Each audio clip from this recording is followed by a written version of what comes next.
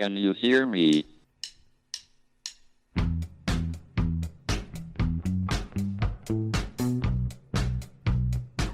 Houston, we have a problem. It's one small step for man. Now I am become death, One giant leap for mankind. the destroyer of worlds.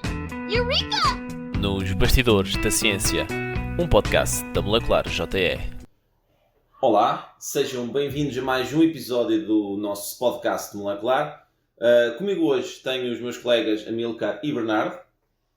Neste episódio vamos abordar um tema especial, um tema do momento. E esse tema não é nada mais nada menos do que o Prémio Nobel da Química deste ano, que foi atribuído a Benjamin List, que é um alemão que se encontra a trabalhar no Max Planck Institute na Universidade de Colónia, e a David Macmillan, um escocês, da Universidade de Princeton, New Jersey. E este Prémio Nobel, como vocês já devem saber, foi atribuído pelo trabalho de ambos na catálise assimétrica. E para vos começar aqui a falar um bocadinho sobre o que é a catálise assimétrica, vou passar a palavra ao Bernardo. Bom dia a todos. De facto, este Prémio de Nobel da Química 2021, que foi dado pelo desenvolvimento da organocatálise assimétrica, como o Hugo acabou de dizer, desde logo tem um fator muito interessante, que é a forma independente como ambos os premiados chegaram às conclusões que, de facto, integram as duas esta questão da organocatálise assimétrica. Para começarmos a explicar este conceito, começamos pela catálise. E a catálise, de facto, existe porque muitas das reações químicas só funcionam na presença de catalisadores. Porque estas reações, só com estes catalisadores, têm a velocidade ou funcionam com a energia possível, ou mais baixas energias. E, portanto, aumentam a velocidade e é necessária uma menor energia. Estes catalisadores é o que fazem, assim, de uma forma muito genérica, apesar de não entrarem diretamente na reação, isto é, não fazem parte nem dos reagentes, nem dos produtos. Funciona um bocadinho como a vara no salto à vara. Se nós imaginarmos os atletas nos Jogos Olímpicos nesta modalidade a fazer o salto à vara, de facto, eles só conseguem ultrapassar a barreira, que hoje em dia já se encontra nos 6,18 metros, portanto, muito, muito alto, se tiverem a ajuda de uma vara, apesar da vara em si não saltar. Portanto, se eles não tivessem a vara, nunca conseguiriam passar estes 6 metros, mas com a ajuda da vara conseguem. De alguma forma, é isto que os catalisadores fazem, ajudam os reagentes a organizarem-se de tal forma a que consigam chegar aos produtos. A questão é que até o início do século XXI, portanto, até o início dos anos 2000, só existiam dois tipos de catalisadores conhecidos. Os catalisadores metálicos e as enzimas, que, apesar de, obviamente, serem uma grande mais-valia e de ajudarem a resolver grandes problemas a nível da síntese, tinham graves problemas também. E alguns destes problemas eram, nomeadamente dos complexos metálicos, o facto de serem metálicos, isto é, de terem metais, muitas vezes raros e caros, que tinham alguns problemas de extração, por exemplo, no ambiente. Eram também, muitas vezes, ou eles próprios tóxicos para o organismo, ou produziam metabolitos tóxicos, e muitas vezes eram instáveis também. Por seu lado, as enzimas, que são proteínas, algumas delas também metálicas, e portanto os mesmos problemas associados dos complexos metálicos, mas para além disso são proteínas, o que significa que são moléculas muito grandes e que, por serem proteínas, funcionam em ambientes muito específicos, nomeadamente temperatura e pH, o que as torna difíceis de trabalhar em ambiente laboratorial.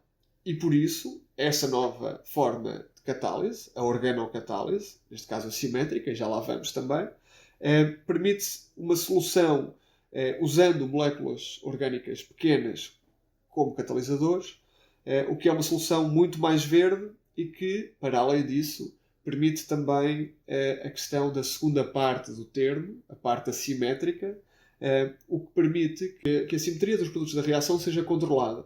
E isto é importante porque no nosso corpo nós temos, sobretudo, moléculas assimétricas. E o Amilcar pode explicar um bocadinho sobre isso agora.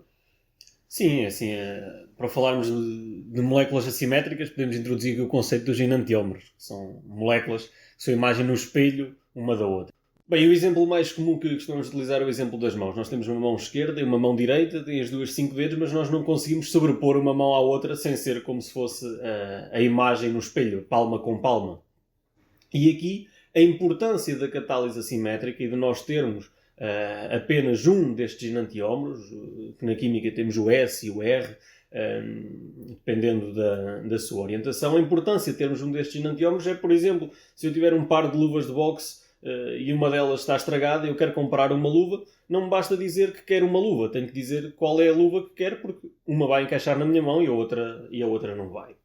E portanto a catálise assimétrica tem aqui um fator muito importante e existem casos, como por exemplo o exemplo do medicamento talidomida, comercializado em 1957 na Alemanha, que criou a geração de bebés da talidomida e que foi se calhar um exemplo para a indústria farmacêutica de como é importante ter em consideração estes dois enantiómetros, estas duas imagens no espelho que as moléculas têm.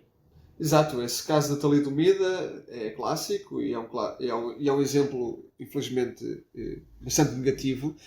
Como dizias e bem, isto aconteceu sobretudo na década de 60. A talidomida tinha uma molécula que era usada para resolver os enjoos das grávidas, mas infelizmente tinha também o seu irmão composto, imagem no espelho, que fazia malformações graves nos membros das crianças e, portanto, houve muita gente que nasceu com problemas nos membros e no desenvolvimento dos membros porque tinham estas duas moléculas que são irmãs, são a imagem do espelho uma da outra. Uma delas servia para resolver o problema no caso dos enjoos e a outra, infelizmente, causava estes problemas. Na natureza, na verdade, existem muitos outros exemplos de moléculas que são como a mão uma da outra, portanto, a imagem uma da outra no espelho, e que têm propriedades diferentes. Outra delas é o limoneno, em que no caso, digamos, da mão direita, da molécula, ela cheira a laranja, no caso da molécula que é a mão esquerda, cheira a limão, e portanto são fragrâncias diferentes. Normalmente o cheiro a laranja é mais simpático do que o cheiro a limão, mas são a mesma molécula com imagem no espelho uma da outra. Portanto, no nosso organismo existem muitos outros exemplos disso. Os aminoácidos só existem numa das imagens, na outra não existe no nosso organismo, e muitos dos receptores também só são ativados. Nós temos muitos receptores no nosso organismo que, sendo ativados, desenvolvem sucessões de reação, normalmente chamamos de cascatas de reação, mas que só são ativados por uma molécula em particular. E por uma molécula com um arranjo espacial específico, ou seja, a sua irmã com a imagem no espelho não ativa o mesmo receptor que a original ativa. Isto é importante porquê? Porque uma das vantagens deste desenvolvimento da organocatálise assimétrica é permitir que a indústria farmacêutica desenvolva reações que produzem uma molécula em específico e não a sua irmã com a imagem refletida no espelho. Isto permitiria, por exemplo, resolver o caso da talidomida, mas permitiu também, já recentemente, produzir outros compostos que são bastante importantes hoje em dia na indústria farmacêutica. Um caso é a paroxetina, que é um depressivo, e o outro caso foi a produção de oseltamivir, cujo nome comercial é Tamiflu, e que foi usada bastante no início do século também, no século XXI, como resposta no combate à gripe das aves, que podia ter sido uma pandemia, felizmente não foi, parecida com aquela que estamos a viver agora. E, portanto, este desenvolvimento já permitiu, como é normal nos prémios Nobel, tipicamente os prémios Nobel são dados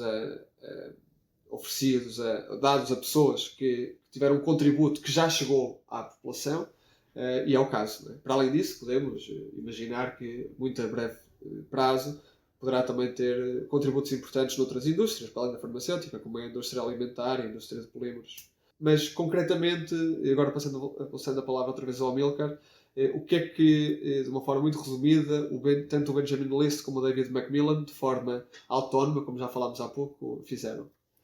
Bernardo, como referiste bem, eles descobriram esta metodologia de forma independente. Eles vêm de backgrounds diferentes. O Benjamin List vem da área das enzimas e ele o que fez foi utilizar o aminoácido, a prolina, para catalisar certos tipos de reações. E o David Macmillan vem da área dos catalisadores metálicos, e ele percebeu que os catalisadores metálicos se iam degradando, nomeadamente com a presença de água, e o que tentou foi mimetizar a ação que os íons metálicos têm nesses catalisadores em moléculas orgânicas. Moléculas que têm essencialmente carbono, oxigênio, nitrogênio, também enxofre ou fósforo. E, portanto, são moléculas, como já falámos aqui, mais verdes e que também permitem, desta forma, reduzir etapas e reduzir tempo na reação. Como o Bernardo disse, isto é uma investigação que começou no início da década de 2000, portanto já tem 20 anos.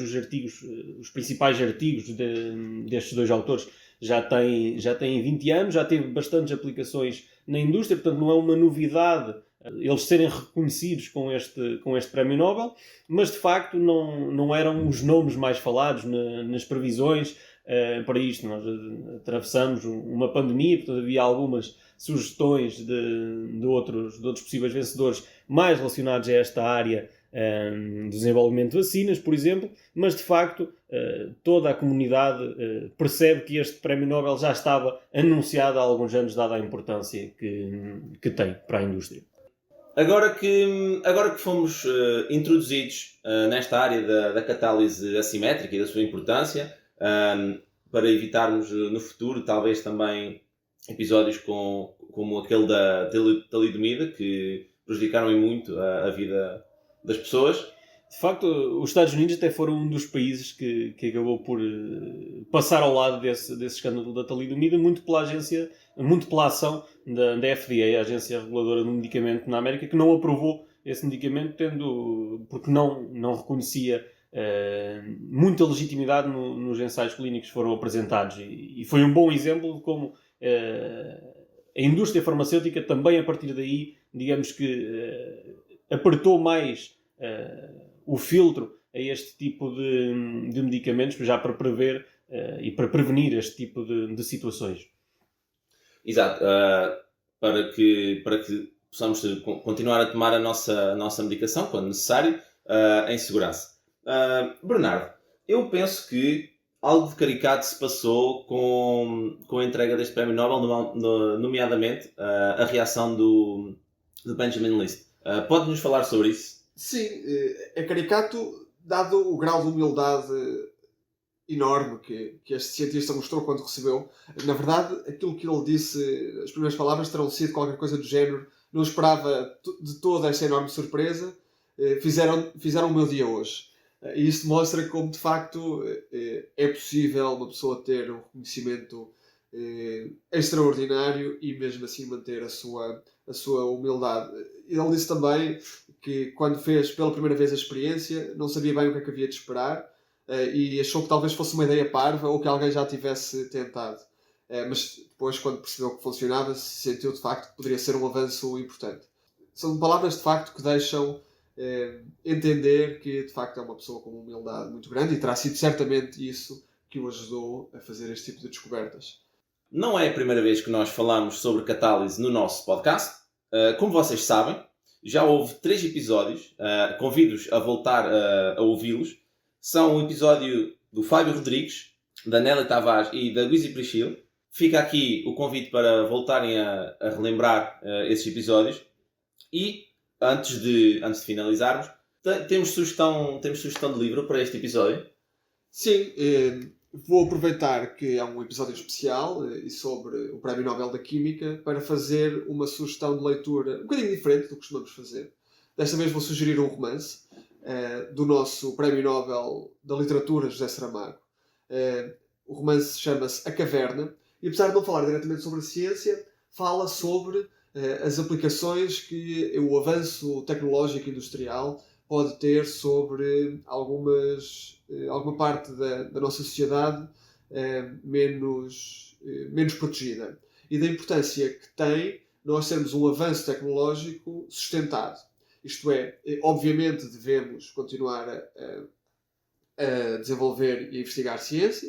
Obviamente que devemos continuar a tentar transpor essa ciência para a tecnologia, para a sociedade, mas devemos também pensar sempre nas pessoas menos favorecidas ou mais desfavorecidas e integrá-las neste avanço científico.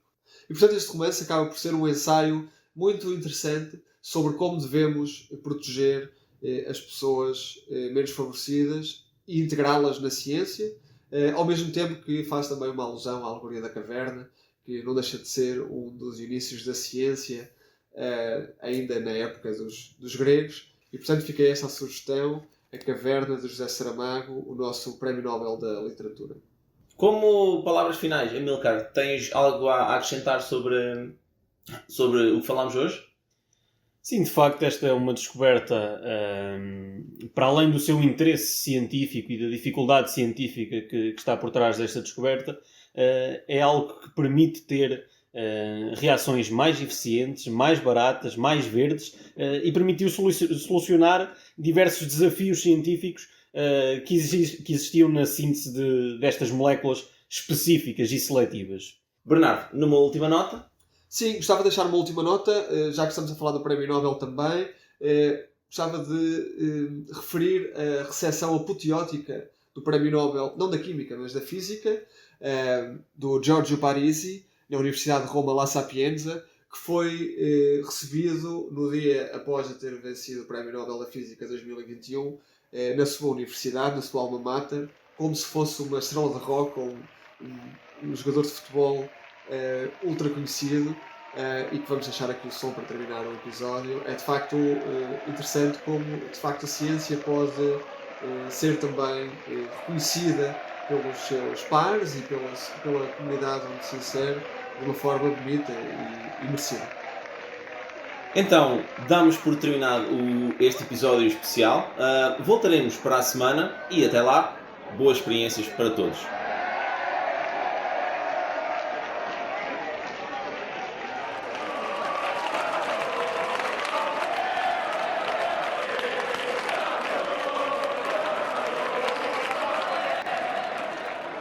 Can you hear me?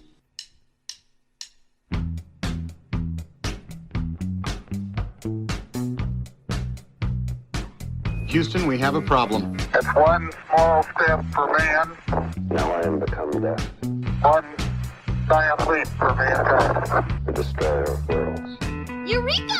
Nos Bastidores da Ciência, um podcast da Molecular JE.